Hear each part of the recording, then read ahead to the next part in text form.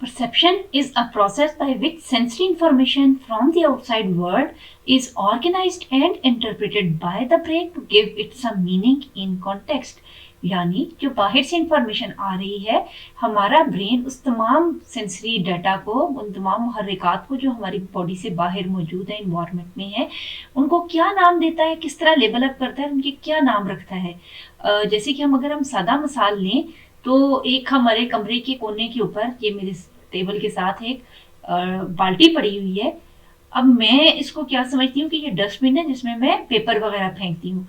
अब किसी ऐसी जगह का बच्चा या शख्स जिसने ये चीज़ नहीं देखी हुई कि इसके इस मकसद के लिए इस्तेमाल किया जाता है, उससे जब मैं पूछती हूँ कि ये क्या चीज़ है, तो वो कहेगा कि ये पानी लाने वाली बाल्टी है। इसी तरह से हो सकता है कि जो अफ्रीकन ट्राइब्स हैं वहाँ के किसी पर्सन को पूछूं तो वो कहेगा कि ये मछलियां भर के लाने वाला डोल है। इस तरह हर एक के पास उसका मकसद और वो क्या चीज़ है, इस हवाले से मुख्तलिफ इंफॉर्मेशन होगी। पीछे हमने सब्जेक्टिव और ऑब्जेक्टिव फैक्टर्स के ऊपर बात की। ऑब्जेक्टिव फैक्टर्स, वो बाल्टी किस मटेरियल की बनी हुई है, प्लास्टिक है, आयरन है, क्या है, उसका रंग क्या है, साइज क्या है, वेट क्या है, उसकी वॉल्यूम क्या है, ये तमाम चीज़ें उसके ऑब्जेक्टिव फैक्टर्स कहलाएंगे, जो कि उसकी कैरेक्टरिस्टिक्स ऑफ द स्टिमुलस है। जो सब्जेक्टिव कैरेक्टरिस्टिक्स हैं वो ये है कि हाउ आई इंटरप्रेटेड, ये किस लिए यूज होती है और ये किस चीज़ की बनी हुई है, ये क्या चीज़ है, वो हमारे सब्जेक्टिव फैक्टर्स कहलाएंगे।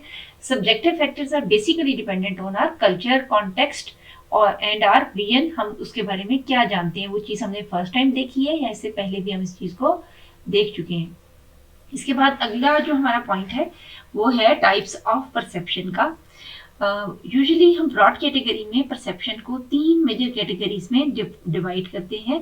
जो सबसे ज़्यादा हमारे लिए इम्पोर्टेंट है वो है फॉर्म या शेप परसेप्शन, कि चीज़ें जो हमें नज़र आती हैं, जो हमारी विजुअल कैपेसिटी है वो किस तरह से काम करती है, आउटर स्टिमुलस को हम किस तरह से देखते हैं, हमारी विजुअल फील्ड कैसे काम करती है। तो हम सबसे पहले फॉर्म परसेप्शन के ऊपर ही बात करते हैं। एक चीज़ याद रखनी है कि जितने भी है ना, form, perception, depth, motion, time, तीन चारों, इन सब में ना दो दो चीजें होंगी। हर परसेप्शन के पूरे चैप्टर में ऑब्जेक्टिव और सब्जेक्टिव फैक्टर चलते हैं, या कोई से 2 मेजर कैटेगरीज चलती जाएंगी, 2 मेन हेडिंग्स होगी, ये याद रखने के लिए जरूरी है। जैसे फॉर्म परसेप्शन के अंदर ना 2 मेजर कैटेगरीज है, एक कहलाएगी फिगर एंड ग्राउंड रिलेशनशिप और दूसरी कहलाएगी perceptual organisation. Figure and ground relationship हम कंटोर्स को और जो बाकी चीज है जो प्रोमिनेंट है, जो स्मॉलर इन साइज है वो फिगर होता है, जो बिगर इन साइज है वो हम ग्राउंड में डाल देते हैं। ये हमारा ब्रेन कुछ रबर स्टेम्स इस्तेमाल करता है आंसर करने के लिए। यूं ही ब्रेन कोई चीज देखता है ना, खामोश नहीं बैठेगा, चाहे उसने कोई चीज देखी हुई है या नहीं है, चाहे उसके पास प्रीवियस इंफॉर्मेशन है या नहीं है, वो बस कोई ना, वो बहुत अक्लमंद समझता है अपने आप को ब्रेन। तो जब हम ना कुछ इंफॉर्मेशन आती है तो ये नहीं कहेगा हाँ मैंने नहीं देखा हुआ ये, वो आपको कोई ना कोई आंसर ड्रॉ करके देगा, कुछ ना कुछ आपका इमेज आपको बना के देगा। तो हमने ना वो आइडेंटिफाई करने की कोशिश की है कि how the brain is interpreting that information. वो जो जवाब देता है वो किस चीज के ऊपर बेस होती है, वो किस तरह से इंटरप्रेट करता है, तो हम उसको साइकोलॉजिकली अंडरस्टैंड करते हैं। ये ब्रेन जो है ना, उसको जो चीज छोटी नजर आती है ना साइज में, वो ये समझता है ये फिगर है, और जो बड़ी है उससे उसको समझता है कि ये ग्राउंड है, ये पीछे है। तो इस तरह से हमने, जिस तरह से कि एक ना दीवार है ना, जो दीवार जो है बड़ी, वो बैकग्राउंड है, जो उसके ऊपर व्हाइट बोर्ड अटका हुआ है हमारा, ये फिगर है। अब इस फिगर के ऊपर जब मैं मार्कर से लिख रही हूँ तो जो मार्कर से लिख रही हूँ ये फिगर है और जो व्हाइट बोर्ड है ये बैकग्राउंड है। इस तरह हमारा ब्रेन स्टेप बाय स्टेप एक हायरार्की बनाता चला जाता है कि कौन सी चीजें जो है ना वो फिगर है, वेल कंट्रोल्ड है, और कौन सी ग्राउंड है। अगर ये चीज हम ब्लर कर दें, जिस तरह कैमोफ्लाज किया जाता है, तो ब्रेन को ये चीज नहीं पता चलेगी और वो मिक्स कर देगा, पजल हो जाएगा। इसी तरह परसेप्चुअल ऑर्गेनाइजेशन ब्रेन की रबर स्टैम्प से जो हमेशा यही आंसर्स इस तरह से ड्रॉ करता है। हम, बड़ी इंटरेस्टिंग चीज है, इसको हम पढ़ने की कोशिश करते हैं। 3 मेन प्रिंसिपल्स हैं हमारी, जो कि परसेप्चुअल ऑर्गेनाइजेशन से रिलेटेड है। ग्रुपिंग, इसमें हम पढ़ेंगे प्रॉक्सिमिटी, सिमिलैरिटी, कॉन्टिन्यूटी और क्लोजर को। गुडनेस ऑफ फिगर, हमारा जो ब्रेन है ये हमेशा कोई ज्योमेट्रिकल फिगर्स ड्रॉ करने की कोशिश करता है। इरेगुलर शेप्स हम मुश्किल से अंडरस्टैंड करेंगे, ज्योमेट्रिकल शेप्स में हम चीज़ों को ज़्यादा अच्छा अंडरस्टैंड करेंगे। इसी तरह से जो आखिरी प्रिंसिपल है वो यही है कि फिगर एंड ग्राउंड रिलेशनशिप, जितनी ज़्यादा कोई चीज़ शार्पली डिस्टिंक्टिव फीचर्स रखती होगी उतना ही अच्छी तरह ब्रेन उस इन्फॉर्मेशन को प्रोसेस करेगा।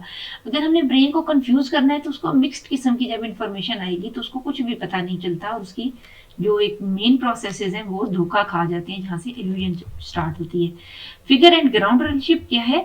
Figure seen as the foreground, जो आगे चीज है, और ग्राउंड जो पीछे नजर आ रहा है। कंटोर्स जो उसके किनारे हैं, जितने किनारे वाजे होंगे ना उतना अच्छा हमें नजर आएगा। अच्छा, यहाँ पर ना हमने इल्यूजन्स क्रिएट की हुई है कि चूंकि हमने ये अंदाजा लगाया ना कि ब्रेन को जो बड़ी पोर्शन नजर आता है ना वो उसको ग्राउंड समझता है, और जो छोटी नजर आती है चीज, स्मॉलर इन साइज नजर आती है, वो फिगर समझता है। तो इसमें इरिवर्सिबल फिगर्स में भी इसी तरह से एनालॉजी यूज की गई है कि if the brain consider black as the background और white as the background, background कौन सा है, फिगर कौन सा है और ग्राउंड कौन सा है इन दोनों के अंदर, तो जब तक हमें बिग पिक्चर नजर नहीं आएगी तो तब तक हमें पता नहीं चलेगा कि हो सकता है it can be a pillar of some house, कुछ पिलर वगैरह है, या फिर ये कि जो लोग हैं वो दो बात करने की कोशिश कर रहे हैं। ये रिवर्सिबल फिगर्स काफ़ी सारी आपको नज़र आती हैं इंटरनेट के ऊपर भी, इनमें से कुछ मैंने इसके अंदर पुट की हैं। इसको ज़रा गौर से देखना है। दैट इज़ द पिक्चर जिसको इल्यूजन्स में हमने यूज़ किया। We impose visual organisation on stimuli. अगर इसकी ड्राइंग में आप देखें तो जो चिन्ह वाली साइड हमें नज़र आ रही है ना, वो अगर हम ये इसको हम फोकस करेंगे अगर, तो हमें ये लगता है कि it is the feature, these are the features of some young girl. लेकिन अगर हम इसको नोज कंसिडर करते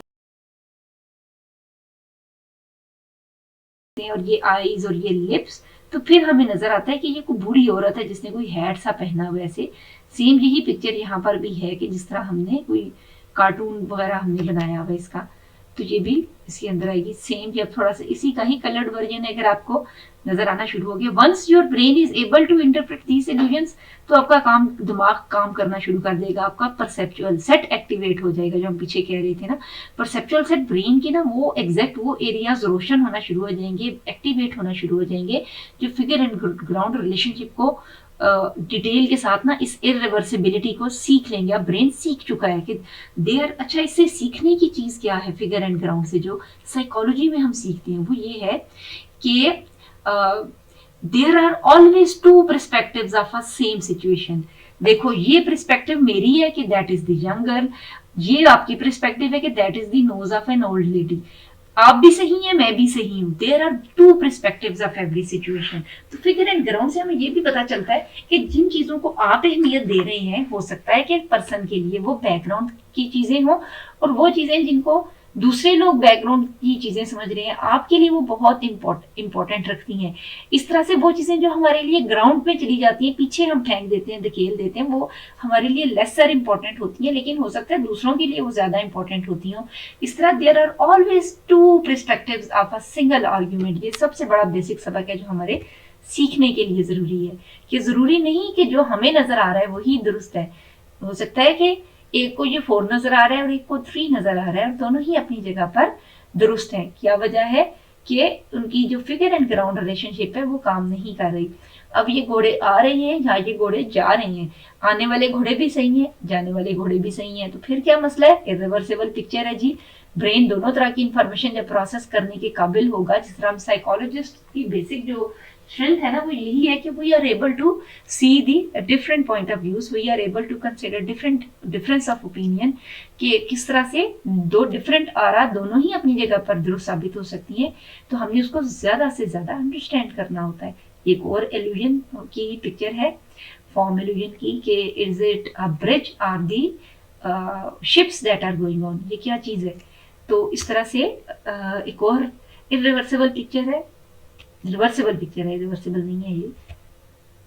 हाँ, सादत हसन मंटो नजर आ रही है, ऐनक पहनी हुई है, या फिर ये कुछ और है। थोड़ा सा ना अगर आप स्क्रीन को टिल्ट कर सकते हो, थोड़ी देर मैं इधर ही रखती हूँ इसको।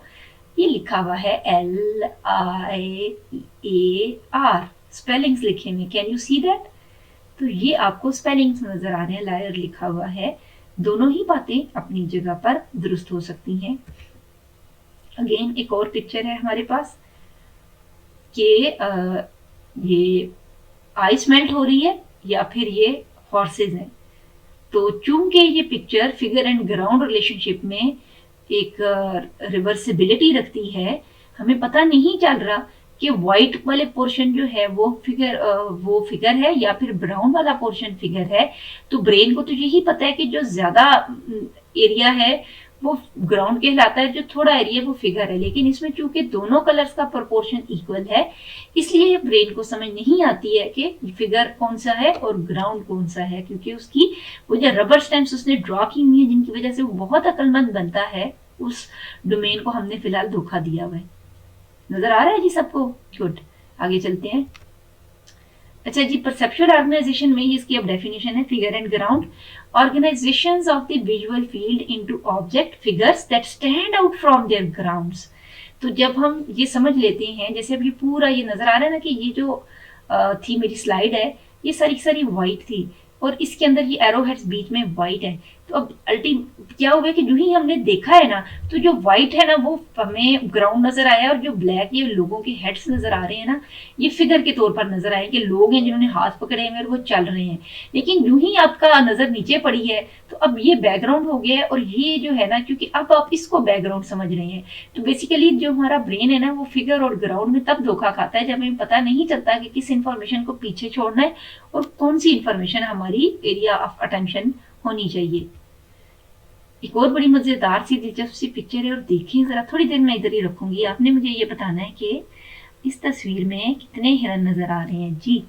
एक तो हिरन हो गया ये जी, एक हिरन ये हो गया जी। क्या इसके अलावा भी कोई हिरन आपको नजर आ रहा है? भाई जितनी देर आप फोकस करेंगे आपको हिरन ही हिरन नजर आएंगे, क्योंकि ये इल्यूजन्स जो कुछ हिरन है जो वेल कंट्रोल्ड है और नजर नहीं आ रही। एक ये हेड है हिरन का, तो एक ये हिरन का हेड है, ये इसकी दुम भी नजर आ रही है। तो जब आप इस पिक्चर के ऊपर फोकस करते हैं ना, तब आपको पता चलता है कि सिर्फ ये हिरन क्यों नजर आ रहा है, because it is well controlled, it has a contrast. ये जो हिरन है इसका कलर ऐसा है कि ये बाकी बैकग्राउंड से हमें अलग से नजर आ रहा है। इसमें ये सारा एरिया बैकग्राउंड है एंड दिस डियर स्टैंड्स, ये हमारा फिगर है। इस तरह हमें यहाँ पर ये चीज नजर आ रही है, लेकिन जो चीज बर्फ में ढकी हुई है तो उसकी सूरत में हमें ये वाला हिरन नजर नहीं आ रहा और ये वाला हिरन भी नजर नहीं आ रहा। ये इसकी लेग्स बनी हुई है, ये दुम बनी हुई है, ये वाला हिरन छुप जाता है क्योंकि it is not well controlled, ये कैमोफ्लाज हुआ हुआ बर्फ में। तो एक तरह से फिगर एंड ग्राउंड का वेल कंट्रोल्ड जो चीज है, it is opposite of being camouflage. आपको पता है ना, कैमोफ्लाज इस्तेमाल किया जाता है जैसे आर्मी के अंदर भी। क्यों आर्मी की गाड़ियों का रंग हरा होता है? क्योंकि दरख्तों में वो रंग ऊपर से नजर नहीं आता। फिगर एंड ग्राउंड का जो प्रिंसिपल है ना, ये इतनी जगहों पे इस्तेमाल किया जाता है। मैं यहीं पे रुकती हूँ। इतनी जगहों पे इस्तेमाल किया जाता है। आपको याद है कि वो जो प्रिजनर्स थे ग्वांतानामो बे के, जिनको उस रंग का पहनाया जाता है, वो जो क्या रंग होता है जो हिंदू साधु लोग पहनते हैं, ऑरेंज सा कलर होता है। उसकी रीजन क्या है? क्योंकि अगर कोई कैदी भाग खड़ा होता है तो अपने कपड़ों की वजह से दूर से प्रोमिनेंटली नजर आना शुरू हो जाएगा। ऐसा ही है ना। तो इस तरह सड़कें क्यों ब्लैक टारकोल की होती हैं, उसके ऊपर हम व्हाइट रिफ्लेक्टर्स और येलो रिफ्लेक्टर्स लगाते हैं क्योंकि वो नजर आते हैं, प्रोमिनेंटली नजर आते हैं। दूसरी चीज ये कि आपको पता है कि सबसे ज्यादा जो कलर बिकता है ना मार्केट में, वो व्हाइट कलर बिकता है गाड़ियों का। क्यों बिकता है? क्योंकि ब्लैक बैकग्राउंड में जो सड़क का रंग है, व्हाइट गाड़ी का एक्सीडेंट होने का चांस कम होता है क्योंकि वो दूर से नजर आ जाती है, तो उसकी विजिबिलिटी ज्यादा होती है, वो वेल कंट्रोल्ड होती है, that stands out on the background, वो ज्यादा नजर आएगी। इस तरह से मिलिट्री इंडस्ट्री में भी, प्रिजनर सेटिंग्स में, ऑर्गेनाइजेशनल सेटिंग्स में, ट्रैफिक के असूलों में, इन सब चीजों में फिगर एंड ग्राउंड रिलेशनशिप्स को यूज किया जाता है, जो दरअसल साइकोलॉजिकल प्रिंसिपल है। इसके अलावा हमें नेचर में भी ये नजर आता है कि कुछ जानवर जो हैं वो अपने नेचुरल हैबिटेट में उनकी सर्वाइवल नीड्स पूरी हो रही होती हैं। जैसे तोते का हरा रंग उसको पत्तों में छुपने में मदद देता है, मेंढक का ब्राउन और मटियाला सा रंग उसको दुश्मन से बचने में मदद देता है। इस तरह तितलियों के जो कलर्स हैं वो उनको पत्तों में और दरख्तों में और फूलों में हाइड करने में मदद देते हैं, छुपने में मदद देते हैं। इस तरह जो नेचर है वो भी कैमोफ्लाज को यूज करती है, जिस तरह से कि जिसकी वजह से हम नजर नहीं आते हैं। तो अगर हम शार्प कंट्रास्टिंग चेंज कलर्स इस्तेमाल करते हैं तो उतना ही प्रोमिनेंटली वो चीजें नजर आती हैं। जैसे आपको पता है कि वो लोग जो ट्रैफिक के लिए काम करते हैं या ऐसी जगहों पर काम करते हैं, उन्होंने रिफ्लेक्टर जैकेट्स पहनी हुई होती हैं ताकि दूर से नजर आ सकते हो। फायर फाइटर्स हो गए, 1122 वाले हो गए, तो इन्होंने जरूर कुछ ना कुछ ऐसा पहना होता है ताकि वो प्रोमिनेंटली दूर से नजर आए और पता चले, ताकि अगर कोई सीक आउट करना चाह रहा है उनको तो वो जल्दी उन तक पहुंच सके। आगे चलते हैं जी, कुछ और बड़ी मजेदार और इंटरेस्टिंग सी पिक्चर्स हैं जी मेरे पास। ये आपको सारी की सारी पिक्चर्स ना फेसबुक और सोशल मीडिया पे नजर आती हैं और अक्सर कहते हैं देखें जी कितने आदमी छुपे हुए हैं, how many people are there in the picture. तो आप फिर उसको ढूंढने की कोशिश करते हैं। ये तमाम की तमाम फिगर एंड ग्राउंड रिलेशनशिप को बताती है, गेस्टाल्ट प्रिंसिपल्स पर बेस्ड है। अब नजर आ रहा है whole is always more than the sum of its part. अगर आप अलग अलग देखते हैं, आपको ये डॉग नजर आता है, ये बंदा नजर आता है, ये लेडी नजर आती है और ये आपको गाना गाते हुए नजर आते हैं, but when you see the big picture, whole picture, आपको ऑल टुगेदर एक डिफरेंट चीज नजर आती है। इसीलिए कहा जाता है कि अपनी नजरें, उकाबी नजरें रखें, अपनी पर्सपेक्टिव को इंक्रीज करें, अपनी सोचों को बढ़ाएं, सोचों का दायरा बढ़ाएं। वो जो कहते रहते हैं ना, सोच का दायरा बढ़ाएं, उसकी प्रैक्टिकल एग्जांपल क्या है कि जब आप माइन्यूट डिटेल्स को फोकस करते हैं ना तो छोटे छोटी चीजों पे रह जाते हैं, आपको बड़ी चीज नहीं नजर आती, जो बिग पिक्चर है उसकी ब्यूटी नजर नहीं आती।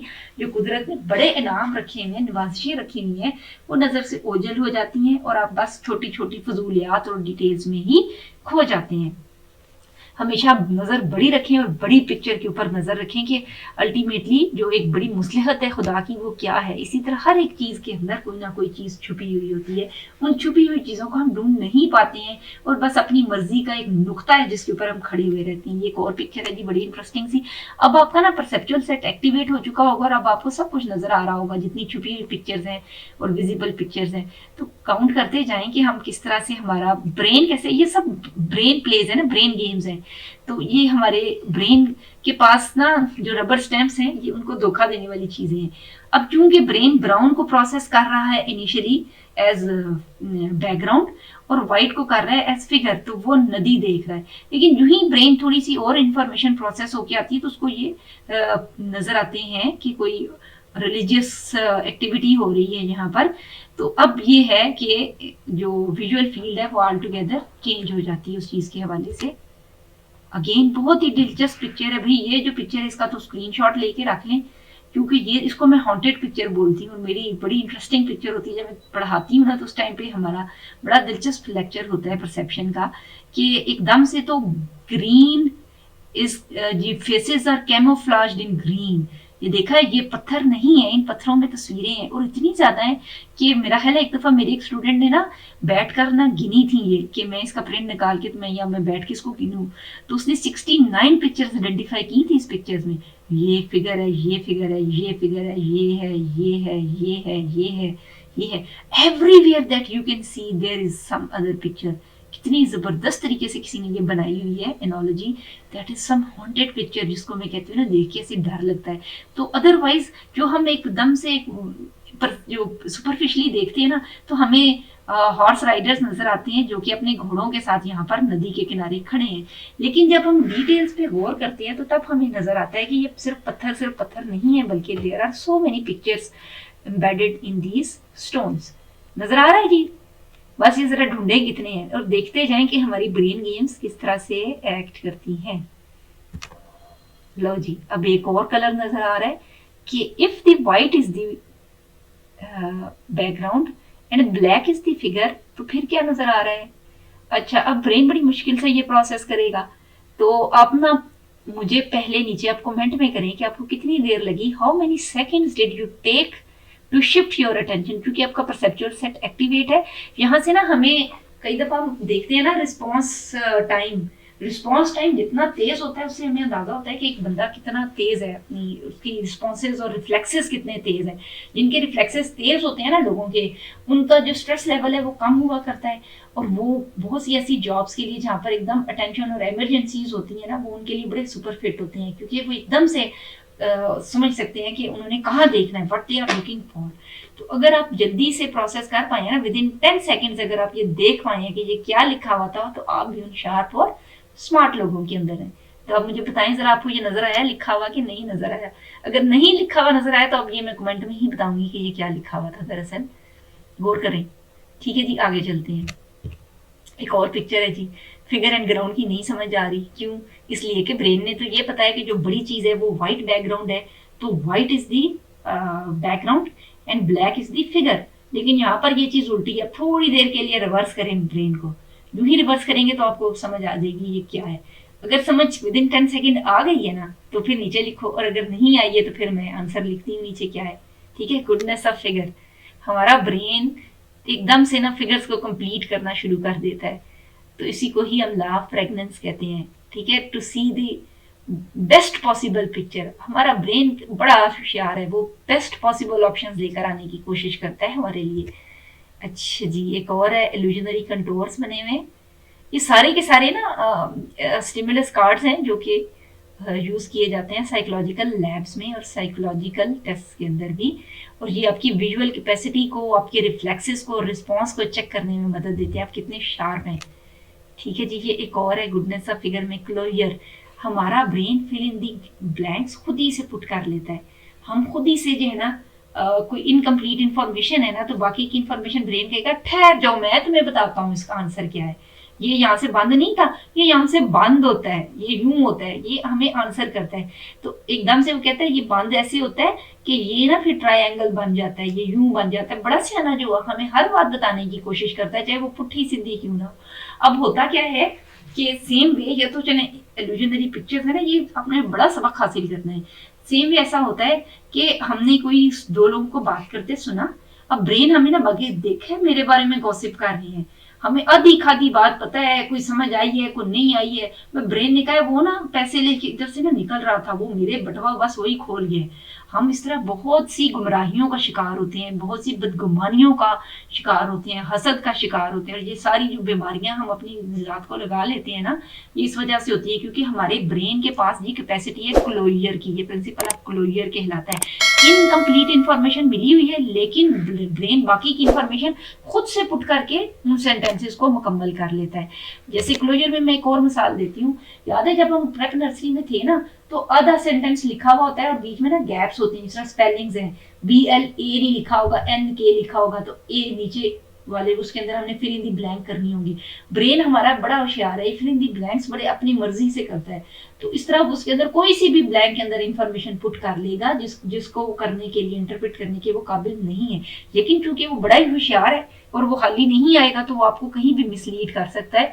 बेसिकली इस सारे चैप्टर का ना जो असल जो कह लो ना चंक है हमारे पास, वो यही है कि हमारा ब्रेन खुद कितनी जल्दी धोखा खा जाता है, इतना सादा और मासूम है, और इसकी मासूमियत की बातों में हम आ जाते हैं, और हम इसी तरह इसको ट्रस्ट करके अपने ही लोगों से और रिश्तेदारों से और अपने प्यारों से नाराज हो जाते हैं, क्योंकि हमें इनवैलिड इंफॉर्मेशन जो मिली होती है हम उस पर यकीन किए बैठे होते हैं जी। ग्रुपिंग क्या है? The perceptual tendency to organise stimuli into coherent group. Coherent कोई हम उसका ग्रुप अप बनाते हैं, उसका कोई मीनिंग निकालते हैं, कहते हैं भाई कोई कुछ निकालो भाई, जो कोई शी सप है कोई कड कि क्या निकलता है आखिर में। Proximity, closure the objects similar they will be perceived. ठीक है, जो चीजें इकट्ठी फिरती हैं हम उसको ग्रुप कर लेते हैं, जो सिमिलर नजर आती है हम उसको ग्रुप कर लेते हैं। यहाँ पर वो कॉन्टिन्यूटी का पैटर्न है, उनको हम कर लेते हैं closure, fill in the blanks और कनेक्टेडनेस। आगे जरा देख लेते हैं इनको।